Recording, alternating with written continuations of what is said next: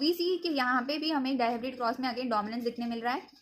Mendel's law of independent assortment. It states that when more than one pair of characters are involved in a cross, the segregation of one pair of contrasting character is independent of the segregation of other pair of contrasting character. Also, the new recombinations of characters along with the parental type appears in the F2 generation.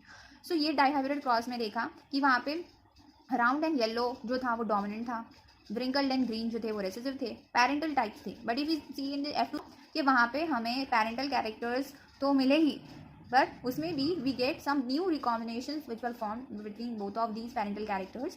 So यहाँ पे एक contrasting pair जो है वो दूसरे contrasting pair से independently segregate करता है. It does not depend upon the one another. They are independent in their form of in their segregations. I will be explaining the rest of the topic later. Now let's practice up the questions related to these topics. The genotype of a plant showing the dominant phenotype can be determined by test cross, of course, because test cross is used to determine all the unknown phenotypes. So yes, test cross. F2 generation in a Mendelian cross showed that both genotypic and phenotypic ratios are same, that is 1:2:1. Which was that case? It was the incomplete dominant, that is monohybrid cross of the flower color. Now next, which one of the following pairs is wrongly matched? Star synthesis in P is example of pleiotropy. It is wrong. That's why यहाँ पे टिक है.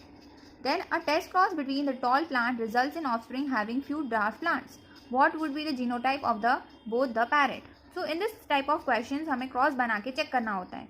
तो let's do it. How we can do it? So question में था कि दो tall plants को cross करेंगे तो फ्यू ड्राफ्ट प्लांट मिलेंगे. तो अगर हम अर्ली डोमिनेंट वाले ले तो will get this capital T as a progeny. That means वो तो टॉल ही रहेगा, बट हमें डार्फ भी चाहिए, यानी उसको capital T heterozygous dominant character से हमें उसको क्रॉस करेंगे तो जाके हमें डार्फ प्लांट्स मिलेंगे. So answer is capital T and small capital T, this one. Person having genotype capital I and IB will show the blood group as AB. This is because of codominance. Assertion reason questions. The offspring of a cross made between the plant having two contrasting characters shows only one character without any blending. The factor controlling any character is discrete and is independent. That is true. हमने NCERT की line में ये पूरा पढ़ा था. Next, the cross of F1 individual with recessive homozygous parent is a test cross. Yes. No recessive individuals are obtained in monohybrid test cross progeny. Is it true? No. हमें दोनों मिलते हैं और वो उसकी 1:1 रेशियो थी, यानी दोनों पेरेंट डोमिनेट और रेसिसिव दोनों मिलते हैं. So it is wrong. That's why C is the answer. The characters of progeny in F2 generation were similar to their parents. Okay. There is no blending of a character in a progeny. That is true. So again ये भी right है. Next. A cross between a red flower bearing plant and a white flower bearing plant of Anthurium is a case of incomplete dominance. Okay. This is the type of cross produces all plants having pink flowers. Yes. So A. Crossing of F1 hybrid with a recessive parent is known as test cross. Test cross helps us to determine the unknown genotype by crossing it with the recessive parent. Yes, true. Then the dominance is not an autonomous feature. देखो NCERT line is there. Depends mainly on the gene product and the product it has information for. That is also true. Higher parental gene combinations crossing. No, this is left to be taught. Question answers. A snapdragon plant with a violet flower was crossed with another plant such as the plant with white. The F1 progeny obtained pink flowers. Explain the brief inheritance pattern. So it was a type of incomplete dominance in which we get genotypic and phenotypic ratio as 1:2:1, and it was a cross in which the progeny did not inherit both the parental characters and showed an intermediate character, that was that all the flowers were pink. And ये answer के साथ अगर एक छोटा सा cross करके दिखा दे तो it will help you in gaining the marks. अगर वो 5 मार्क्स या 3 मार्क्स का क्वेश्चन होगा तो, जैसे ये क्रॉस अगेन उस पर वही क्वेश्चन आ रहा है. तो इनकम्प्लीट डोमिनेंस से बहुत सारे क्वेश्चंस आ सकते हैं. वो पूछ सकते हैं कि वो डोमिनेंस था क्या, एंड इवन को डोमिनेंस पे क्वेश्चन आएंगे, जैसे कि on what basis the skin colour is there in humans consider polygenic, and then drosophila flower का आ सकता है. Then how does a test cross helps us to determine the phenotype of an individual. तो वो जो line है that is it helps us in the all unknown genotype, वो लिख सकते हैं. देन एक टेस्ट क्रॉस करके दिखा सकते हैं कैरेक्टर का वहाँ पे स्पेसिफाई करके.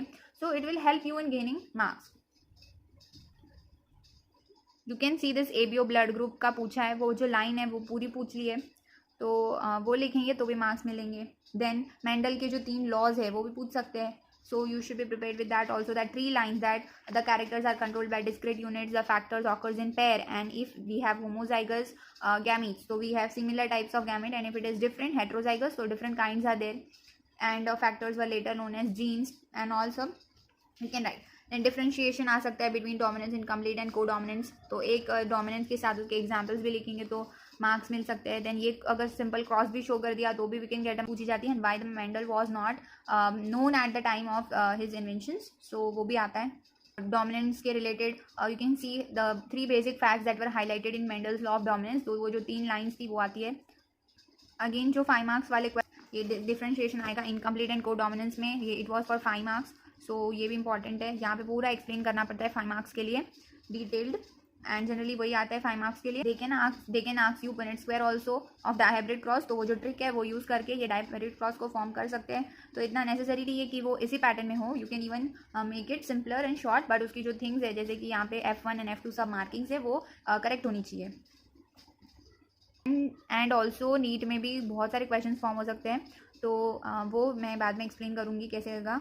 एंड इवन वो डायहाइब्रिड क्रॉस के फॉर्म में ये भी पूछ सकते हैं कि यहाँ पे डायहाइब्रिड क्रॉस में हमने शेप देखा था, तो उसकी जगह पे यहाँ पे टॉल मतलब स्टेम हाइट के रिलेटेड भी डायहाइब्रिड क्रॉस आ सकता है। एंड इवन जो एंट्रेंस एग्जाम्स होती है उसमें वो डायहाइब्रिड क्रॉस के नंबर्स, जैसे कि एक क्वेश्चन था जिसमें सेम हाइट के रिलेटेड दिया था एंड उसमें पूछा था कि which one is the recessive, how many recessive parent do we get from the dihybrid cross, तो we need to write that number कि टोटल कितने वो टाइप के थे, तो वहाँ पे क्रॉस करना पड़ता है। सो ऐसा नहीं है कि यही क्रॉस आ जाए राउंड वाला, इसके रिलेटेड बहुत सारे क्रॉस आ सकते हैं, बट कंसेप्ट याद रखना है क्रॉस कैसे करना है।